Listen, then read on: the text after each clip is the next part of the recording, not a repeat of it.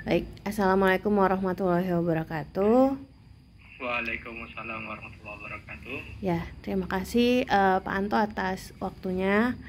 Eh, Sama-sama. ya, Pak Anto sebagai Ketua MGMP IPA di Tangsel ya Pak. Iya, benar. Ya, saya ingin bertanya Pak terkait masalah-masalah di pembelajaran. Nah, apa aja sih Pak masalah-masalah dalam pembelajaran yang biasanya Bapak temui di sekolah, khususnya tingkat SMP Pak?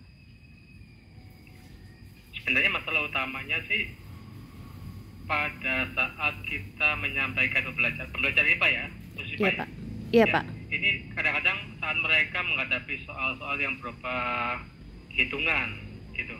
Ini berawal dari mereka yang nggak suka dengan soal perhitungan itu, sehingga akhirnya udah berteriak duluan, waduh Pak susah, belum ngerjain udah susah duluan gitu. Iya. Jadi utama mereka adalah mereka udah antipati dulu terhadap soal hitungan gitu di IPA. Itu aja mungkin. Berarti lebih ke literasi numerasi ya Pak. Iya, benar-benar. Nah, sebagai Ketua MGMP IPA di Tangsel, kontribusi seperti apa Pak yang biasanya Bapak lakukan untuk mengatasi masalah-masalah yang ada dalam pembelajaran? Ya, di situ kita upayakan kita mengadakan pelatihan guru untuk mengadakan pembiasaan pada siswa yang mereka tidak lagi antipati terhadap materi. Juga perbaikan masalah metodologi pembelajaran, perbaikan masalah pendekatan atau model pembelajaran pada guru-guru IPA di itu Kota Tangerang Selatan gitu. Baik Pak, saya mau bertanya terkait motivasi belajar Pak. Menurut Bapak, faktor-faktor apa aja ya yang mempengaruhi motivasi belajar? Kalau dilihat, saya ragukan juga, termasuk kemarin dalam tesis ya itu ya, ada Iya Pak. sebenarnya motivasi yang melatar belakangi mereka belajar itu ada dua yang utama, dari diri pribadi serta dari luar, atau kita katakan sebagai faktor internal dan faktor eksternal gitu ya. Untuk internal bisa dari ya otomatis dari diri mereka pribadi, perasaan antipati terhadap materi, terus perasaan tidak suka pada mata pelajaran, atau mungkin perasaan tidak suka pada gurunya juga bisa ya. Kalau faktor eksternalnya bisa berupa ya, kondisi lingkungan yang tidak mendukung. Kadang-kadang ya mohon maaf tadi mereka nggak suka ke guru karena gurunya nggak mendukung mereka belajar, begitu bisa jadi gitu kan. Juga kondisi teman-teman pergaulan mereka ataupun mungkin kondisi keluarga mereka juga tidak mendukung mereka untuk mempunyai motivasi dalam pembelajaran itu sendiri gitu. Baik Pak. Nah, berarti dampaknya apa nih Pak kalau misalnya motivasi belajar peserta didik kita rendah itu? Ya otomatis kalau motivasi belajar rendah, otomatis terhadap output yang diinginkan.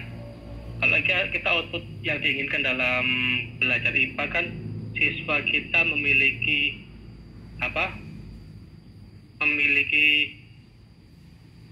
keterampilan ilmiah ataupun istilahnya sikap ilmiah dalam segala tindak tanduk mereka, begitu kan. Otomatis keterampilan ilmiah mereka, sikap ilmiah mereka akan kurang, juga pengetahuan mereka akan kurang karena mereka nggak memiliki motivasi tadi. Otomatis pengetahuan juga akan diterima dengan tidak maksimal begitu ya.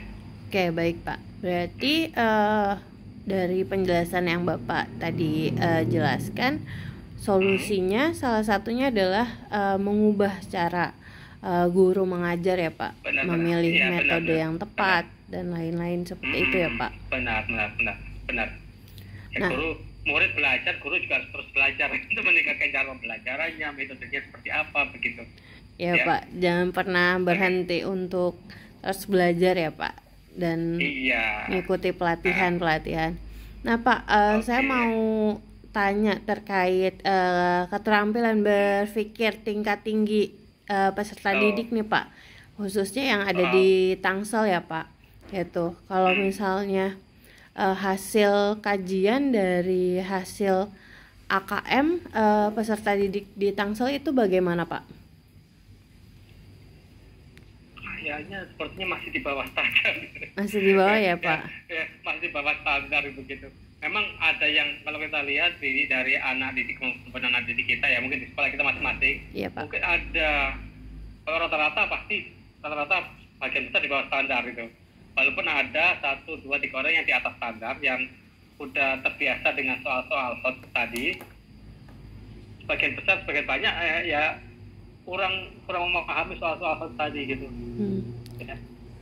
Menurut Bapak faktor apa aja nih yang mempengaruhi keterampilan berpikir tingkat tinggi peserta didik masih rendah Pak?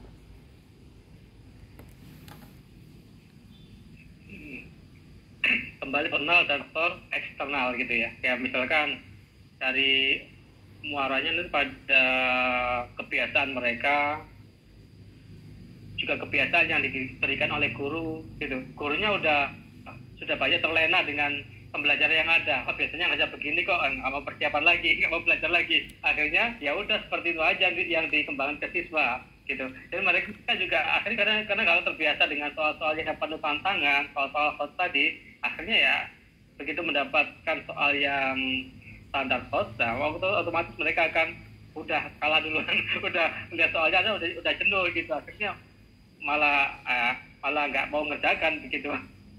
Baik Pak, berarti solusi yang dapat kita lakukan sebagai guru nih Pak, apa ya, untuk lebih meningkatkan keterampilan berpikir tingkat tinggi peserta didik? Yang pertama mungkin ya guru harus tidak jenuh-jenuhnya memberikan motivasi belajar pada mereka, dan juga memberikan motivasi untuk murid agar peserta didik mau berupaya, tidak takut duluan menghadapi soal, mau berupaya.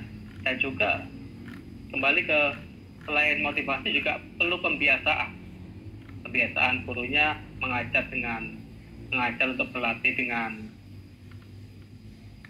keterampilan berpikir tingkat tinggi. Kemudian muridnya mengaplikasikan lah. Kemudian setelah murid mengaplikasikan lah, kemudian ada timbal baliknya gitu.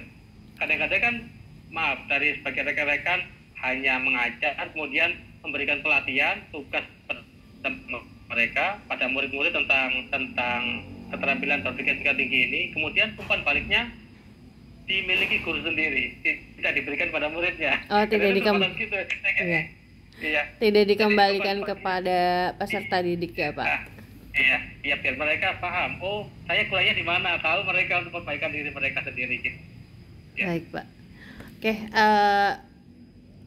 cukup sampai di situ pertanyaan dari saya. Terima kasih atas waktunya ya Bapak. Gitu. Sama-sama. Ya, sehat. Semoga sukses. Amin.